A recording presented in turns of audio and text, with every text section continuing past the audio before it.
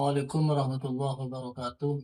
Bapak dan Ibu dosen yang saya hormati, perkenalkan nama saya Dahuri, mahasiswa PBK Galjab D3 tahun 2025, LPTK Universitas Islam Negeri Sayyid Adi Rahmatullah Tulungagung. Pada saat ini saya akan melakukan video pembelajaran uji kinerja pada mata pelajaran pendidikan kewarganegaraan di MI Miftahul Ulum 2, Dusun Gendung Timur, Desa Pengereman, Kecamatan Ketapang, Kabupaten Sampang, melalui pendekatan materi proses perumusan Pancasila. Assalamualaikum warahmatullahi wabarakatuh.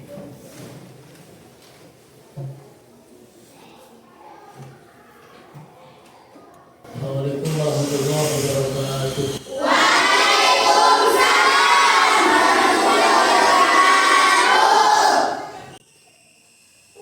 Sebelum pelajaran kami mulai, terlebih dahulu seperti biasa baca doa sebelum belajar.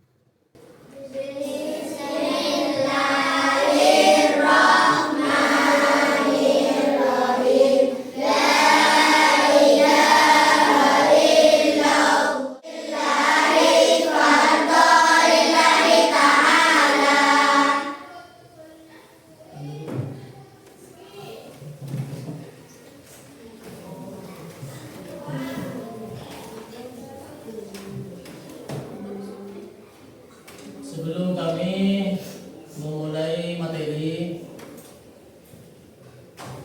terlebih dahulu kami akan mengabsen terlebih dahulu untuk kehadiran kalian semua. Dipastikan semuanya hadir semua? Absen.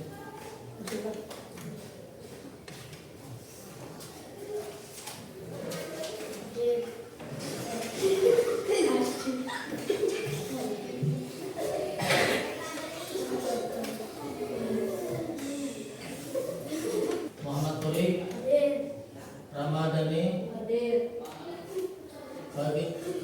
Baikotul Solehah hadir. Sebelum kami memulai pelajarannya, terlebih dahulu seperti biasa, marilah kita nyanyikan terlebih dahulu lagu Indonesia Raya dipimpin oleh ketua kelas. Mulai. Berdiri. 3, 2, 1.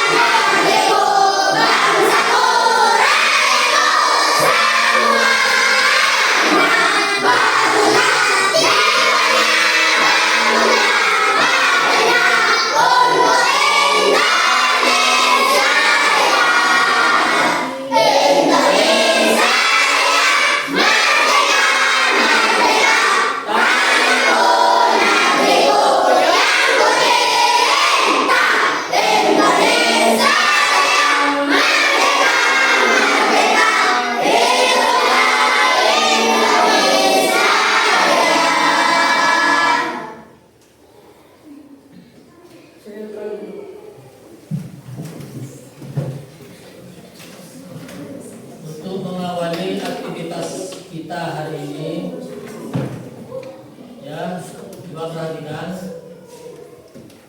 Kita seperti biasa lagi untuk kesemangatan belajar kita pada saat ini, tentunya kita harus diawali dulu biar nanti kegiatan belajar mengajar kita hari ini bernama semangat. Jadi kita bisa memulai dengan yel-yel kita yang sudah dibaca seperti biasanya. Silakan dibantu oleh ketua kelas. 3, 2, 1.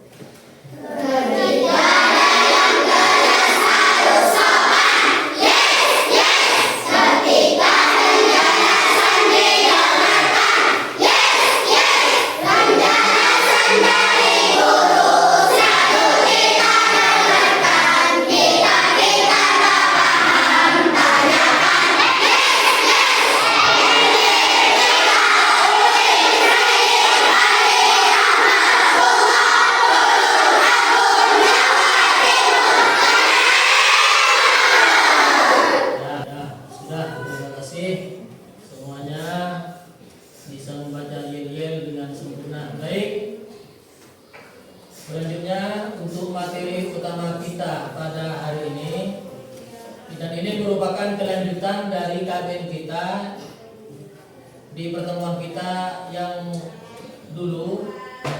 Ini fokus pada materi kita hari ini, yaitu masalah proses perumusan Pancasila, di mana untuk proses perumusan Pancasila ini sangat penting bagi kita untuk kita pahami. Perhatikan. Kenapa? Karena Pancasila ini merupakan dasar negara Indonesia, yaitu yang terkandung dalam Pancasila ini merupakan nilai-nilai yang terdalam, bahkan bisa dikatakan merupakan sumber pada kepribadian bangsa Indonesia tercinta kita ini. Dari itu, nilai Pancasila ini sudah sangat sesuai dengan bangsa kita. Maka dari itu, untuk anak-anak didik kami sekalian, setelah kita tahu apa itu rumus Pancasila, ya, coba perhatikan.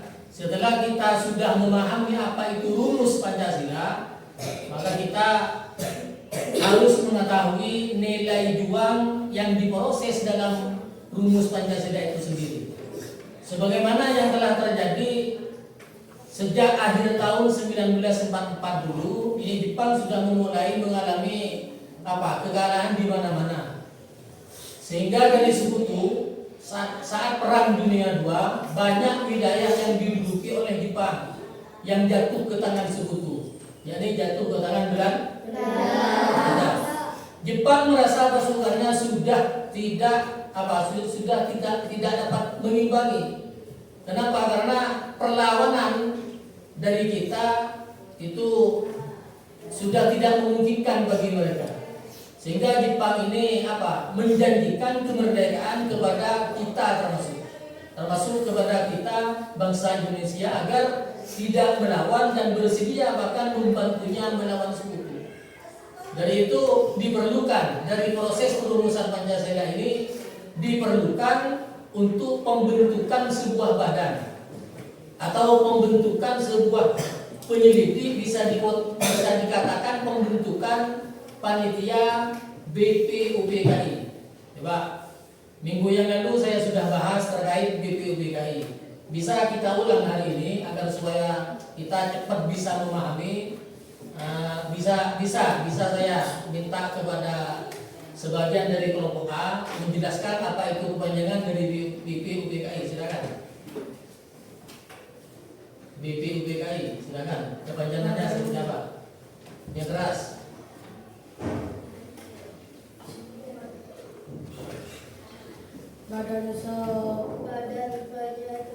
Badan penyelidik usaha-usaha perbuatan Indonesia. Ya, jadi Badan Penyelidik Usaha-usaha Persiapan Kemerdekaan Indonesia. Sekarang kita sudah nyampe, karena kita rumus Pancasila sudah diterima oleh Badan Penyelidik Usaha Persiapan Kemerdekaan ini atau disebut dengan BPUPKI, maka kita sekarang sudah menginjak ke tentang pembentukan sebuah badan yang menangani kemerdekaan ini. Pertama tentunya, ya Perhatikan. Pertama tentunya setelah kita tahu apa rumus itu Pancasila sudah kita paham, kemudian setelah kita paham rumus itu baru menginjak barusan tentang nilai juang yang diproses dalam Pancasila ini barusan sudah kita pahami. Sekarang menginjak pada apa? Pembentukan BPUPKI. Itu. Jadi langkah selanjutnya setelah kita pahami semuanya mulai dari awal tentang perumusan Pancasila, kemudian barusan sudah dipaham tentang nilai juang yang diproses dalam rumus Pancasila itu sendiri, maka sekarang kita harus memahami tentang pembentukan BPUPKI. Jadi kepanjangannya seperti itulah barusan. Jadi dalam konteks ini, perhatikan, Jepang sudah meyakinkan kemerdekaannya kepada kita. Dua figur ini, beliau merupakan pimpinan PPKI pertama yang merintis sebuah badan penyelidik di sana. Pertama yaitu orangnya, beliau R. Soekarno dan wakilnya DRS Muhammad Hatta. Itu bukan orang sembarangan. Kita harus pahami dan kita harus memahami bagaimana penyelenggaraan yang diadakan di badan yang telah dibentuk di BPUPK itu artinya sangat diperlukan dan harus kita pahami bahwa Indonesia ini bukan negara biasa. Itu orangnya. Jadi BPK ini dipimpin oleh beliau, oleh R. Soekarno dan wakilnya DRS Muhammad Hatta. Ini anggotanya. Yang menjadi anggota di sana termasuk Dewan Penasehat Ahmad Subarjo. Adapun anggotanya adalah ini ML Supomo dan Radiman Yogyakarta dan seterusnya. Itu semua adalah anggotanya. Anggota daripada PPK. Mereka mengusulkan dua perubahan. Pertama apa yang diusulkan? Pertama, untuk perhatikan. Alinea yang kedua berkaitan dengan sila pertama yang semula berbunyi ketuhanan dengan menjalankan syariat Islam bagi pemeluk-pemeluknya, ini diubah menjadi ketuhanan yang Maha Esa. Bayangkan ya Pak. Bayangkan. Yang semula berbunyi seperti itu. Nah, coba. Yang semula berbunyi ketuhanan dengan kewajiban menjalankan syariat Islam bagi pemeluk-pemeluknya. Ini diusulkan oleh Bung Hatta untuk sila pertama dirubah seperti ini, dirubah menjadi ketuhanan yang Maha Esa. Itu menurut saya sudah pas usulannya. Bahkan saya sangat setuju dengan usulan itu. Kenapa? Karena perhatikan, mengingat dengan konsep usulan dari Bung Hatta itu sesuai dengan Al-Quran yang ada dalam Al-Quran. Coba, Bung Hatta ini mengusulkan perubahan ya.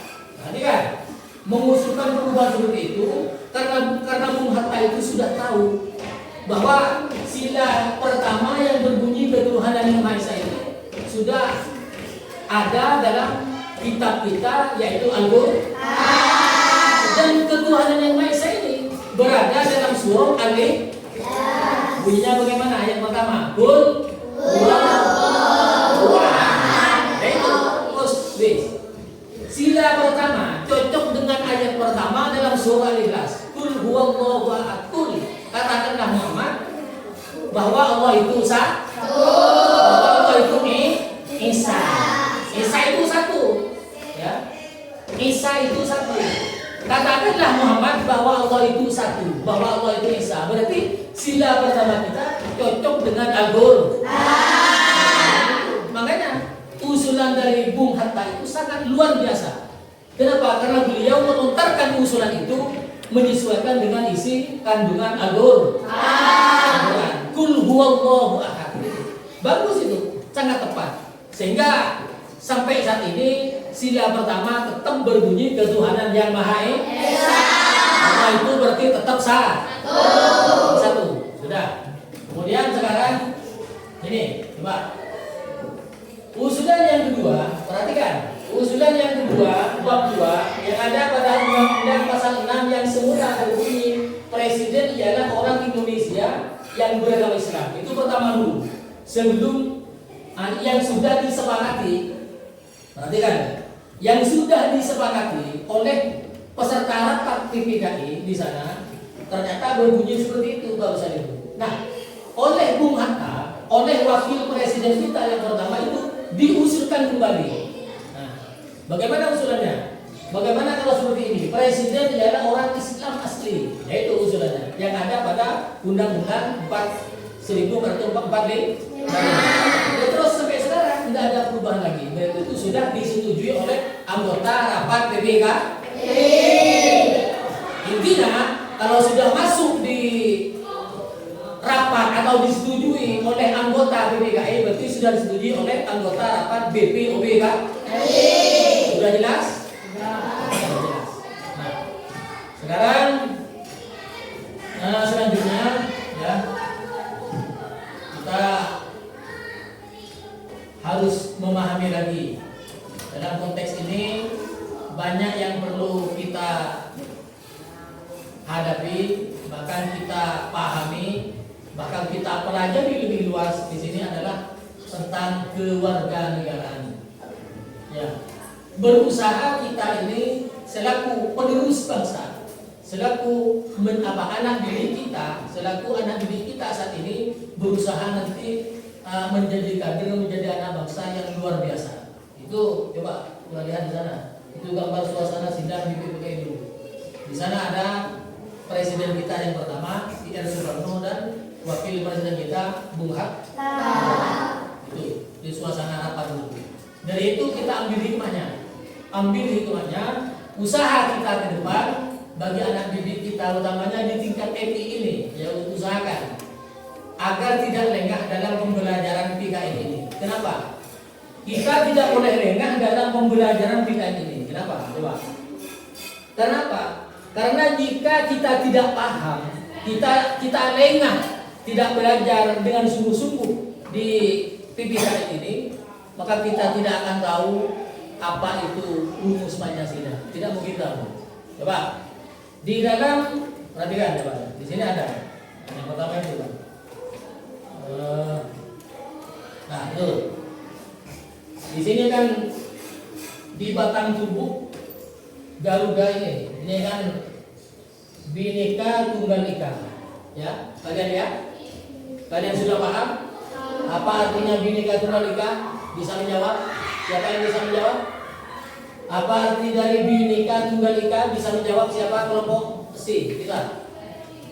Kelompok C, kelompok B bisa. Kenapa kalian tidak fokus saat kami belajar di pemilu? Ya, itu berarti sampean kalian ini menandakan kalian kurang fokus berarti belajar. Sehingga pengertian dari Bhinneka Tunggal Ika ini belum kalian pahami. Kan sudah saya jelaskan dulu minggu lalu itu. Artinya begini, walaupun coba perhatikan, walaupun kita berbeda agama atau berbeda suku, kita tetap satu. Ika ini artinya satu. Jadi walaupun kita berbeda suku, walaupun kita berbeda agama, kita tetap satu. Kita harus bersatu. Nah, itu harus tahu itu. Makanya dari itu, ya, Pak, coba pahami, dengarkan. Itu menunjukkan bahwa ada sebagian dari kita yang harus kita pahami. Ini terlebih dahulu. Sebelum kita mengetahui sampai di mana rumusan Pancasila itu kita pahami, kita harus pahami ini terlebih dahulu. Walaupun kita berbeda agama dan suku, kita tetap satu. Artinya di mana? Di negara kita ini ada 5 agama.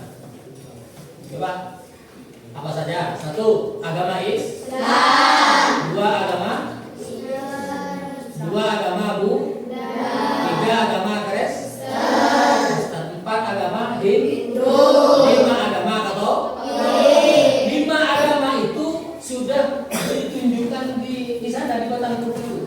Bhinneka Tunggal Ika. Walaupun kita berbeda agama, silahkan berbeda agama, silahkan berbeda suku, tapi yang namanya bersatu kita tetap harus bersatu. Jadi seperti itu pemahamannya. Sudah paham? Paham. Nah, sekarang kalau sudah kalian pahami, sekarang akan sarankan tiap-tiap kelompok ini mengadakan diskusi, ya. Sekarang waktunya diskusi. Dari pemahaman saya dari awal tadi, ya, apa saja, mulai dari proses perumusan Pancasila, kemudian nilai juang perumus Pancasila, tentang BBKI dan BBKI seterusnya, ini harus didiskusikan dengan temannya sebagainya. Ini kelompok A, diskusikan. Sekarang buka pelajarannya, buka, coba buka, yuk. Yang kedua apa? Yang apa ini? Kelompok B. Sekarang perhatikan dengan jelas. Buka dokumenya. Yang kelompok C. Kelompok C silakan buka pelajarannya. LKI sudah buka, LKPD-nya buka. Sekarang diskusikan dari awal tadi, dari perumusan Pancasila sampai barusan itu materi yang kami paham. Silakan. Waktunya 5 menit, ya, 5 menit. Silakan diskusikan. Silakan mulai.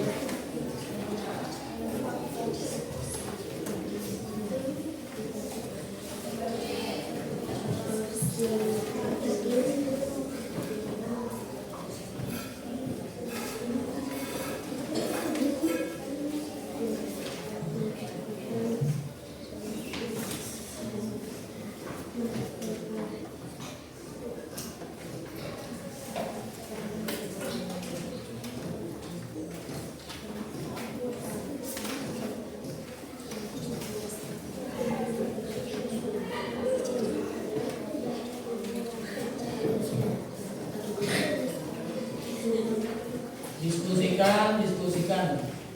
Nanti hasilnya akan dipresentasikan sesuai masing-masing kelompok.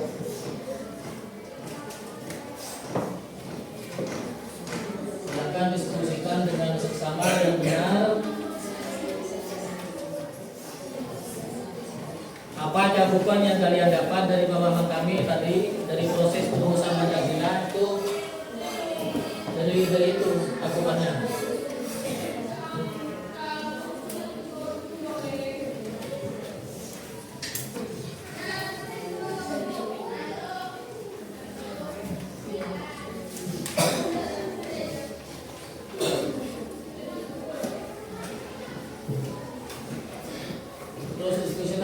Lembar LKPD, coba tulis di lembar LKPD nanti hasilnya.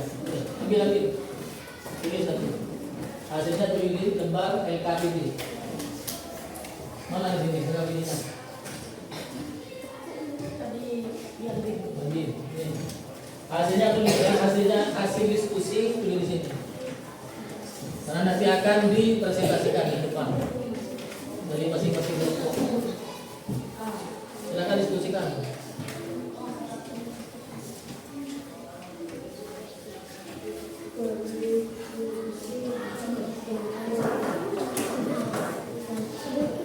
Ada 3 pembahasan di sana, tidak usah.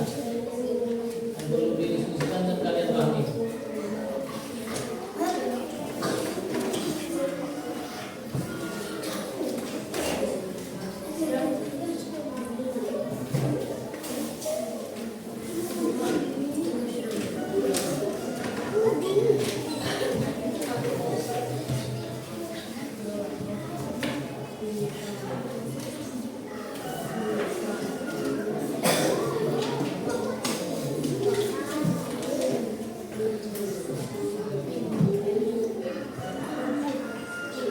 Sudah. Ya, teruskan bagi yang belum rembuk bersama, diskusikan bersama, karena nanti hasilnya akan saya panggil ke depan untuk dipresentasikan, ya. Masing-masing kelompok nanti akan saya panggil ke depan untuk dimintai hasil diskusi kalian. Yang benar, presentasinya nanti di depan. Kelompok A, siapa yang akan mau presentasi silakan maju ke depan. Presentasikan yang keras suaranya agar kalian tahu semuanya. Yang keras. Assalamualaikum warahmatullahi wabarakatuh.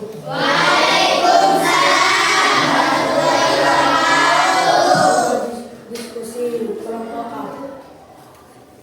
Menurut tanggapan Dr. Muhammad Yamin, Dr. Muhammad Yamin menyatakan pemikirannya tentang dasar negara Negara Indonesia Merdeka di hadapan sidang PPU PKI pada tanggal 29 Mei 1945 pemikiran mengusulkan dasar negara Indonesia Merdeka intinya sebagai berikut. 1. Pri kebangsaan. B. Pri kemanusiaan. C. Pri ketuhanan. D. Pri kerakyatan. E. Kesejahteraan rakyat. Wassalamualaikum warahmatullahi wabarakatuh.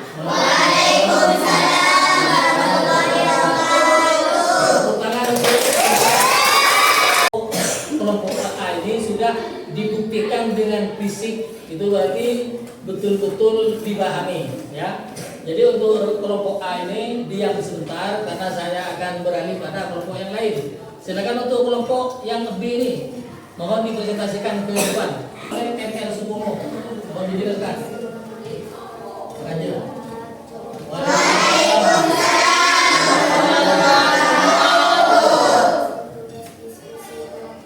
Yang keras, agar layak semuanya dengar. Yang sudah mendapatkan pemikiran terhadap sidang pada tanggal 31 Mei 1945.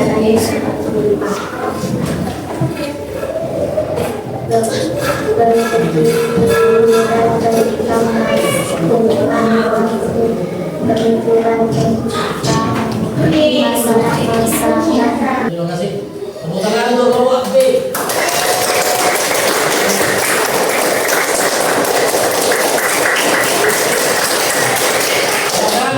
Untuk kelompok terakhir presentasinya hasil diskusi barusan, silakan bisa dipresentasikan ke sini. Siapa masuk?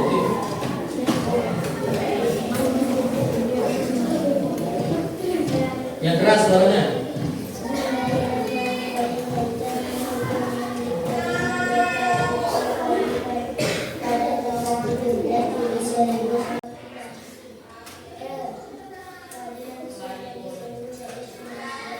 Sudah.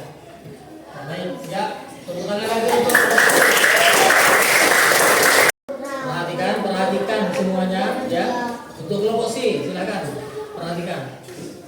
Alhamdulillah ya, untuk materi kita saat ini bisa dikatakan sudah maksimal. Sudah maksimal kita kerjakan, baik itu mulai dari tugas pertama hingga diskusi terakhir sampai prestasi ini bisa dikatakan alhamdulillah sempurna. Jadi ini saran saya, kalian semua harus rajin belajar ya, karena rajin belajar merupakan rajin belajar merupakan pangkal ban. Dengan berakhirnya persentase barusan, berarti pembelajaran kita pada saat ini dinyatakan selesai ya, dinyatakan selesai. Namun sebelum kita mengakhiri pelajaran ini, terlebih dahulu silakan untuk ketua kelas membimbing doa setelah belajar. Silakan, bisa dimulai. Doa dimulai.